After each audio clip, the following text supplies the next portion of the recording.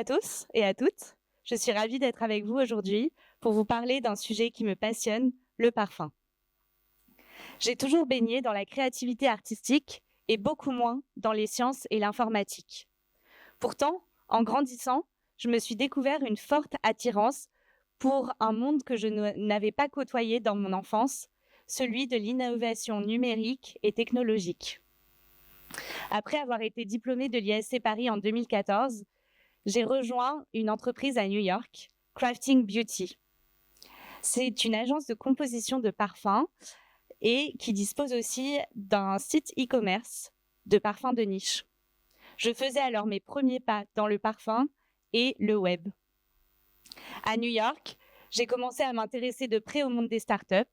Je courais tous les meet-ups d'innovation. J'étais sur Snapchat H24 et je me passionnais de ces nouveaux sujets. L'IA, à l'époque, n'existait pas, ou du moins, elle n'avait pas encore été rendue publique. Aujourd'hui, je suis responsable marketing digital chez Demain Beauty et Communication, et l'IA fait partie intégrante de mon quotidien. Je vous propose donc aujourd'hui qu'on s'intéresse à ce sujet. En tant que passionné de parfum, on va s'intéresser à l'impact de l'IA dans le secteur de la parfumerie fine. Alors, IA et parfum. Quelles sont les pensées qui viennent à votre esprit instinctivement? Pour ma part, c'est la dualité. Deux entités que tout oppose. La tech face à l'onirisme, la vitesse face à l'intemporel et à l'immuable. Pensez-vous alors que l'IA et le parfumeur peuvent se rencontrer pour collaborer et créer ensemble une nouvelle parfumerie hors du commun? Mais avant de répondre à cette question, je vous propose qu'on s'intéresse à l'impact de l'IA dans la beauté. En 2023, le secteur de la beauté est extrêmement dynamique et il représente 270 milliards de dollars dans le monde, le marché mondial de la beauté. Je vous disais qu'il était extrêmement dynamique. La France est d'ailleurs le leader de ce secteur. Un point essentiel aussi à garder en tête, c'est que l'industrie est très présente dans le secteur de la beauté. Et qui dit industrie dit innovation. Que sont les cosmétiques d'ailleurs sinon de l'innovation? C'est des produits chimiques, des produits qu'on fabrique en laboratoire. S'en suivent ensuite une série de tests scientifiques très protocolaires. Donc, par là, on voit bien que la science est très présente dans cette industrie. Donc, dans un secteur où la science et l'innovation est présente depuis toujours, l'IA a bien toute sa place. Aujourd'hui, le secteur des cosmétiques évolue vers une nouvelle expérience de la beauté, connectée et high-tech.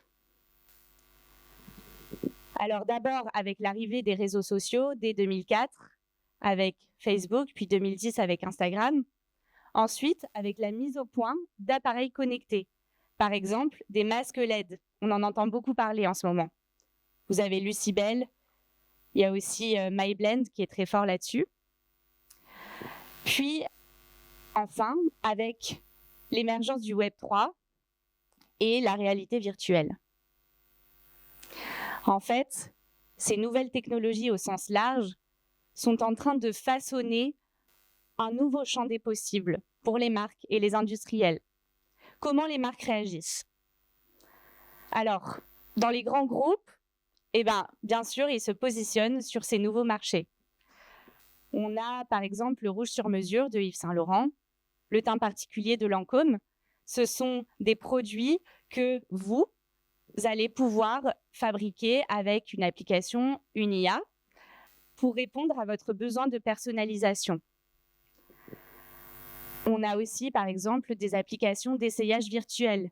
Vous avez peut-être déjà testé. On les retrouve chez Chanel, chez Dior. Je peux aussi citer YouCam. Et qu'en est-il des petites entreprises? Eh bien, elles ont des moyens limités, mais elles sont pourtant pionnières. Elles sont challengeuses des grands groupes. Et je vais vous donner un exemple. Un exemple que je connais bien, c'est Demain Beauty. l'entreprise pour laquelle je travaille.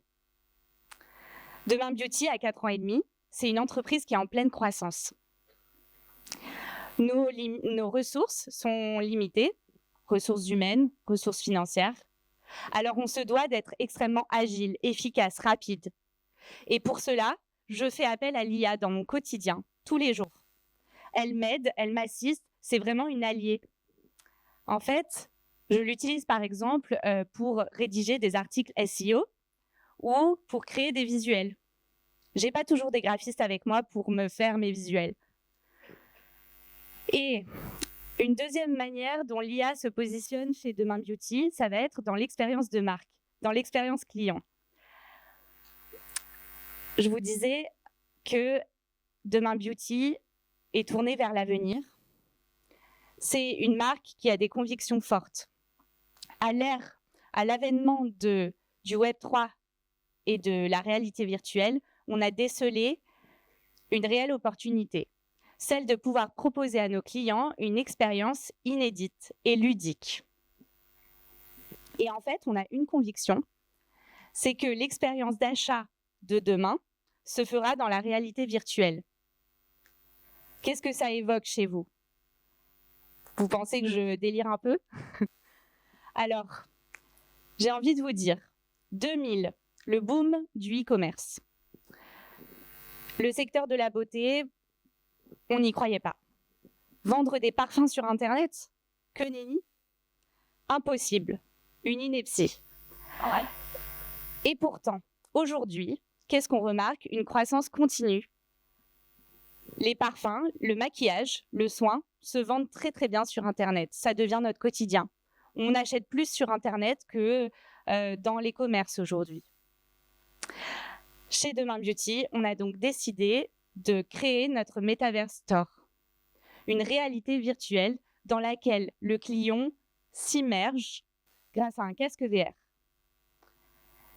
Il pénètre alors le monde de Demain Beauty, l'univers de marque.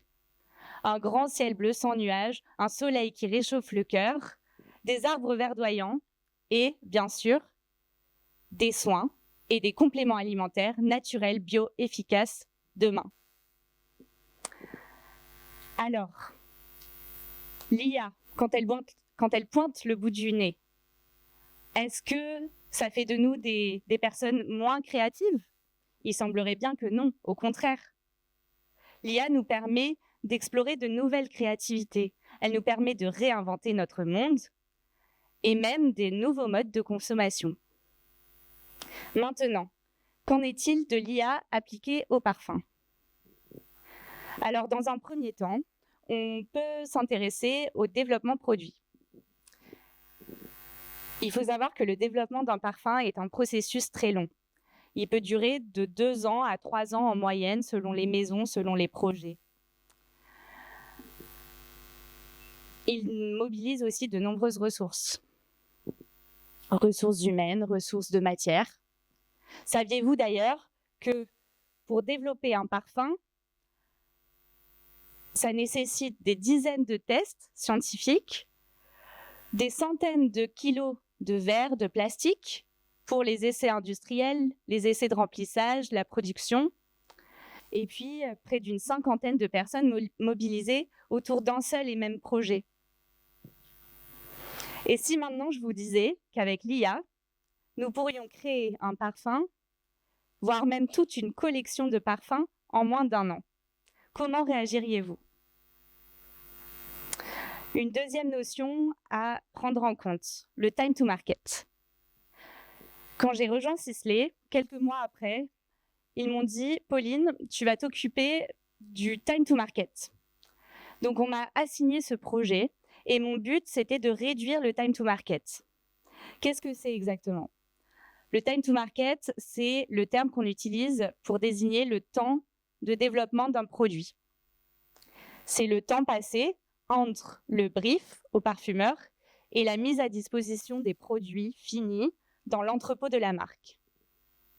Ce time to market, il est stratégique pour les marques. L'enjeu est de lancer les premiers, une nouveauté produit, une innovation formule, une innovation produits, ingrédients, pour gagner ainsi des parts de marché.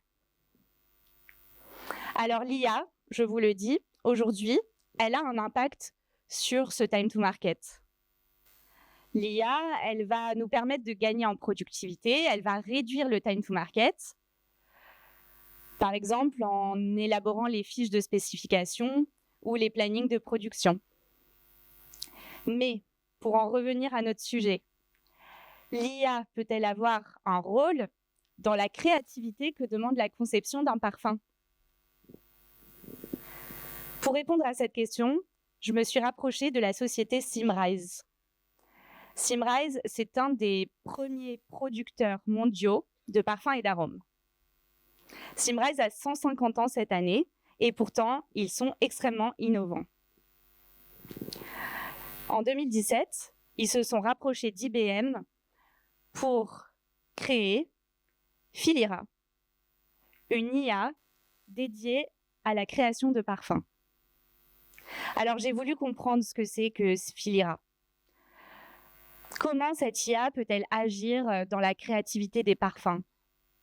Et pour ça, je me suis rapprochée d'un expert du sujet. J'ai eu la chance d'obtenir un rendez-vous avec Pierre Guéros, un parfumeur de la maison Symrise. Pierre a une 50aine d'années. Il a créé de nombreux parfums pour de grands groupes de luxe et il a toujours fait preuve d'une grande créativité. Il est de ces parfumeurs qui ont appris la parfumerie fine avec un crayon, une feuille de papier et leurs essences pour seuls outils. Alors, comment pensez-vous que Pierre se positionne face à cette IA?